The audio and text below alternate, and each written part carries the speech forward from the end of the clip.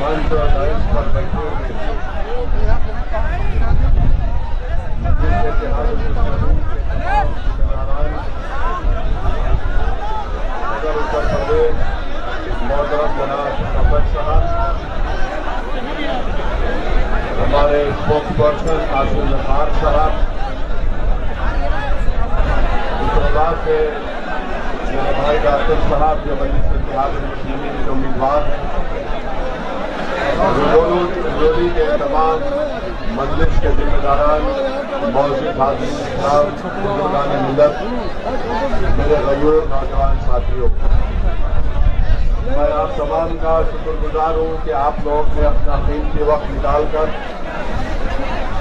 आज के मीटिंग में शिरकत की और आप लोगों का इस तरह से वालेहाना मोहब्बत का इजहार करना मुझे उम्मीद दिलाता है, हम तमाम मजलिस के जिम्मेदारों के हौसलों को बुलंद करता है और आपका ये बेनफ्स होकर यहाँ पर जमा होना इस बात का पैगाम देता है और साथ ही साथ आपने यहाँ पर आकर इस बात का पैगाम दे दिया कि आइंदा साल 2022 में जो उत्तर प्रदेश के विधानसभा के चुनाव होंगे, इंशाअल्लाह ताला रुदौली से यहाँ से मजलिस का उम्मीदवार यकीनन विधायक बन के आपकी आवाज बनकर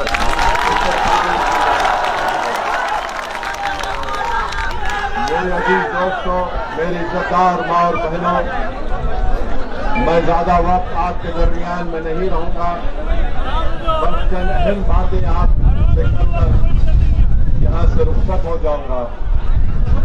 मजलिस आने वाले विधानसभा के चुनाव में पूरी ताकत और पूरी तैयारी के साथ जनाब मोहतरम शौकत अली की क़यादत में विधानसभा के इलेक्शन को लड़ेगी। ये बात मैं इसलिए कह रहा हूं कि जो मजलिस के मुखालिफीन है वो इस बात को समझ ले कि ये वो मजलिस नहीं है जो 2017 में विधानसभा के इलेक्शन में हिस्सा ली थी। इस 5 साल के अरसे में मजलिस ने अपने संगठन को मजबूत किया।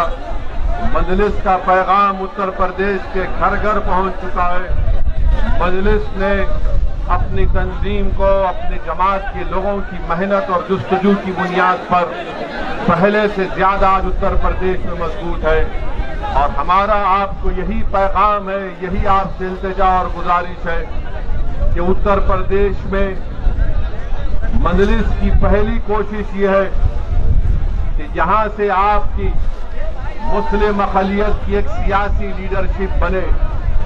मैं आपको ये बात बताना जरूरी समझता हूं कि उत्तर प्रदेश भारत का सबसे बड़ा स्टेट है, प्रदेश है। यहां पर हर बिरादरी की यहां पर उनकी एक सियासी ताकत है, उनकी एक पहचान है।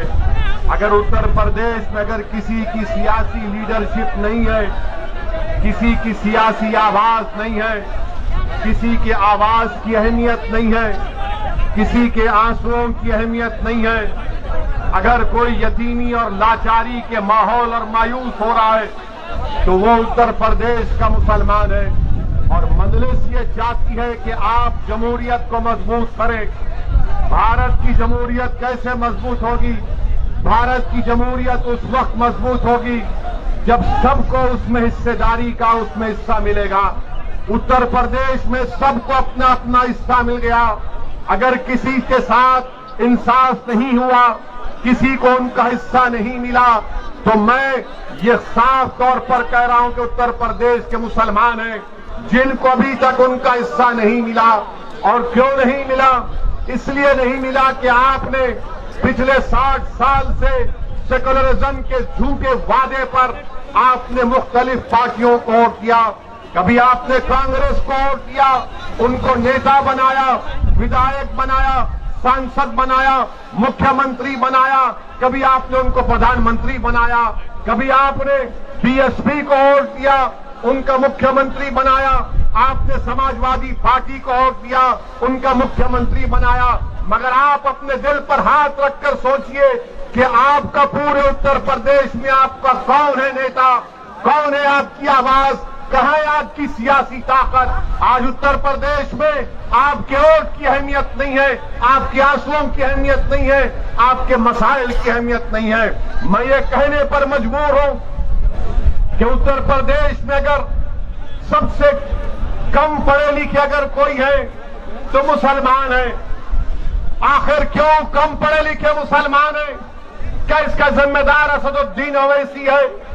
अगर उत्तर प्रदेश में सिर्फ 2% बच्चे ग्रेजुएट होते हैं तो क्या उसका जिम्मेदार असदुद्दीन ओवैसी है? उत्तर प्रदेश में मुसलमान आउट ऑफ स्कूल चिल्ड्रन है, जो स्कूल के बाहर है, जिनकी उम्र स्कूल में तालीम हासिल करने की है, वो 60% है। उसका जिम्मेदार कौन है? उसका जिम्मेदार असदुद्दीन ओवैसी है। उत्तर प्रदेश की जेलों में सबसे ज्यादा अगर दलित भाइयों के साथ अगर कंडक्ट ट्रायल है तो मुसलमान है। इसका जिम्मेदार कौन है? इसका जिम्मेदार किसी हद तक हमको भी अपने गिरबान में झांक कर देखना है। मैं आपको पैगाम देने आया हूं मेरे अजीज दोस्तों और बुजुर्गों, यकीनन फिरका परस्ती को हराना है, फिरका परस्ती को हराना है, मगर फिरका परस्ती को हराने का मतलब ये नहीं है कि आप खुद हार जाएंगे। फिरका परस्ती को हराने का मतलब यह कि आप जीतेंगे तभी जाकर बीजेपी को शिकस्त होगी। अगर रुदौली से मंजलिस का उम्मीदवार एमएलए विधायक बनेगा तो यकीनन बीजेपी को यहां पर हम शिकस्त दे पाएंगे। मेरे अजीज दोस्तों और बुजुर्गों, रुदौली में मैं यहां पर खड़े होकर दिल की अमीर गहराइयों से, हमारे इश्तियाक अहमद साहब एक एमएलए हुआ करते थे, भट्टी समाज से उनका ताल्लुक था, मैं उनको खराजी अकीदत पेश करता हूं। आप बताइए, कोई नाम नहीं लेता इश्तियाक साहब का, और फिर मंजलिस पर इल्जाम लगाया जाता है कि मंजलिस इत्तेहादुल मुस्लिमीन वोट काटने के लिए आती है।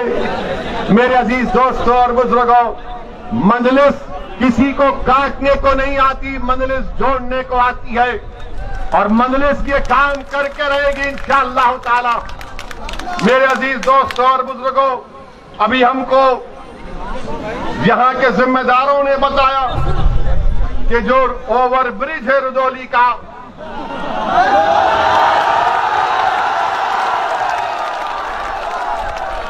अब आप जाकर समाजवादी के लोगों से पूछेंगे ओवर ब्रिज क्यों नहीं बना 2 साल से, तो 5 साल से, तो बोलेंगे ओवैसी यहां से गया था इसलिए नहीं बना।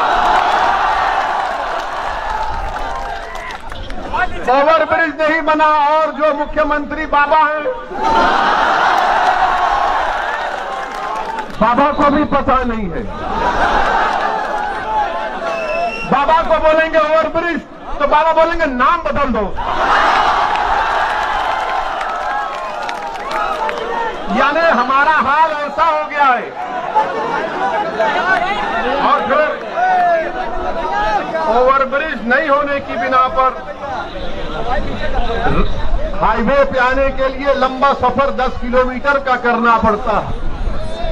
और दूसरी बात यह है कि यहां पर जो कम्युनिटी हेल्थ सेंटर है माशाल्लाह खंडेर में तब्दील हो चुका है।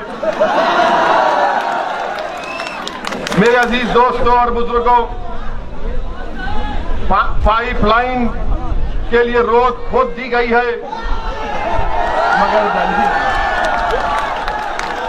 ये विकास हो रहा है बाबा के दौर में। बाबा के पास एक ही फार्मूला है, जाके बाबा को बोलिए सर वो लोग नाम बदल दो, काम हो जाएगा। फिरोजाबाद में 50 बच्चे डेंगू से मर गए, 50 बच्चे। नाम बदल दो। क्या नाम बदलने से बच्चे मरना बंद हो जाएंगे?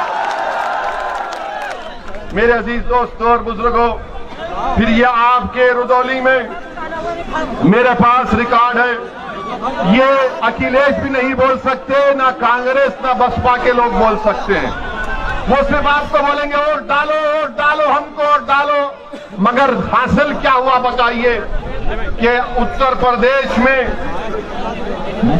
माइनॉरिटीज के लिए, जिसमें मुसलमान भी शामिल हैं, 2019-20 में मोदी सरकार ने बाबा की सरकार को 116 करोड़ रुपए दिए कि मुसलमानों के उन गांवों में जहां पर 25% माइनॉरिटी रहते, काम कराओ, स्कूल बनाओ, अस्पताल बनाओ। 116 करोड़ दिए गए और जिसमें से बाबा की सरकार ने, महाराष्ट्र ने सिर्फ 16 करोड़ खर्चा किए। और महाराज बोलते, मोदी बोलते, सबका साथ, सबका विकास, सबका विश्वास। 116 करोड़ में सिर्फ 16 करोड़ खर्चा किए गए। दूसरी बात कि रुदौली तहसील में क्या कोई हायर सेकेंडरी स्कूल है? गवर्नमेंट का है,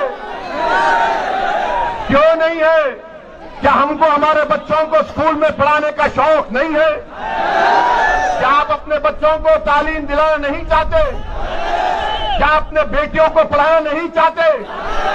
तो ये लोग बोलेंगे नहीं, मुसलमान बच्ची को नहीं पढ़ाना चाहता। अरे दिमाग तेरा खराब है, हम पढ़ाना चाहते, काबिल बनाना चाहते, ताकतवर बनाना चाहते अपनी बेटियों को। इनको अफगान